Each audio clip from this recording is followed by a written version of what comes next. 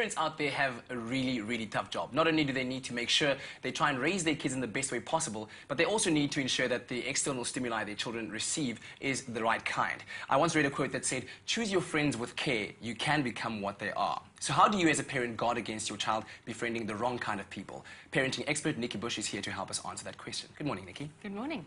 So as kids go into their tweens and teens, their friends seem to become more and more important in their lives. Why is that? Yeah, from around the age of 10 right through to at least 16, they have this almost driving biological need to socialize, to connect with other people, and the peer group starts becoming more important in terms of their opinions than their parents' opinions. So the peer group's opinions start counting for more. Why is that? It's just the way our children make their social connections. You know, they're moving away from us. The objective of parenting is to let our children go. And ultimately, we let our children go into the wider, broader society. And in order to do that well, they need the opportunity to socialize, to develop their social skills. They can do it very well within the family structure, but they need to go and practice it on strangers, on other people, on people who are not as close to them as their parents. And so making friends, and these days we have, of course, social media where you make friends as well. Making friends is very, very important. Making friends, particularly of the real kind, face to face. Okay, human to human. This is how we learn about emotional intelligence, how our words impact on each other. What are the emotions that come up when somebody says something like this or something like that?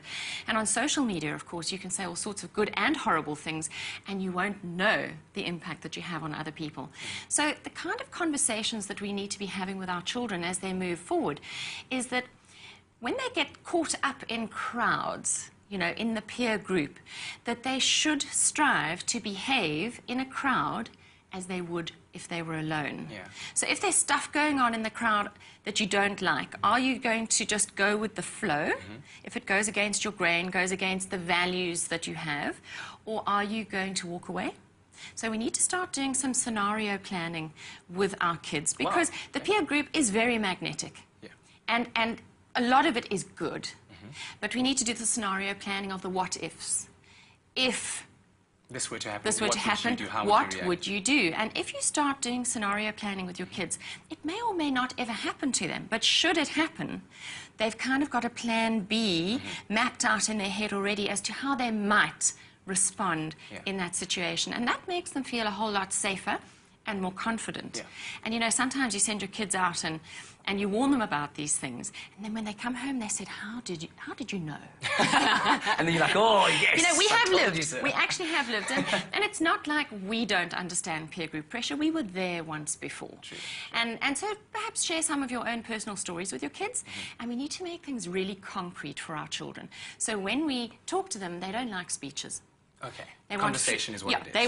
They want more conversations that matter and fewer speeches that don't, and the conversations need to be quite short and quite visual, because they're a visual generation. So you could say something to them like, what if what you do today lands up on the front page of the newspaper tomorrow? Would you feel proud of the story you created? Wow.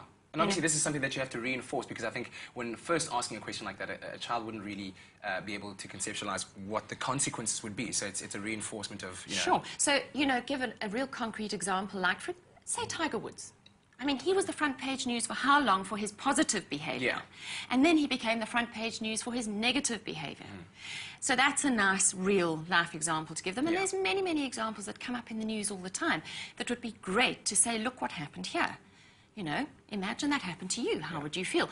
How, when it comes to social media, putting photographs up on your Facebook profile, be careful what you put up, because the internet remembers. Recruiting companies, employers are looking at what you have on your social media sites. How would my best friend's father feel, or what would he think about me if he saw this picture? Very true. That question kind of, it opens up a whole new kind of playing field. But of course, all of this starts with a deep sense of self, developing your own individual character. So how do you, as a parent, help your child develop that? Well, obviously through a lot of conversation, and by catching your children doing things right. When they display the values that you think are are right and good, we need to acknowledge them in that very moment. So, for example, a little girl in nursery school being really kind to a new child, acknowledge the kindness. So we don't just acknowledge achievements like getting into the A cricket team, but we acknowledge the who. So kindness, generosity. In fact, I heard a wonderful story recently of a child who didn't come from a really wealthy background, and he lost his new fandangled expensive gadget, and a good friend of his who was extremely wealthy had been given the same thing for Christmas, had not even unpacked it from its packaging yet, and he just gave it to his friend because he knew that his friend would never be able to get another one, and he would. And that actually made it onto Facebook, that story. And all the parents' friends were acknowledging Callan for what he'd done. Wow. You know, and those are the kinds of things. So honouring the child, integrity, honesty, truth, all those sorts of things, we need to catch our children in the moment of doing those things, of displaying those things, so that they get a sense of what our values are, what our unwritten ground rules are in our home, so that when they're caught in the peer group pressure, they've got strong emotional anchors to pull on. Thank you very much, Nikki. That's an amazing story, and I think an inspiring message to parents out there. Imagine if we all lived in a world where our children grew up with these kind of character traits. It would be a wonderful world indeed. Stay with Expresso and SABC3.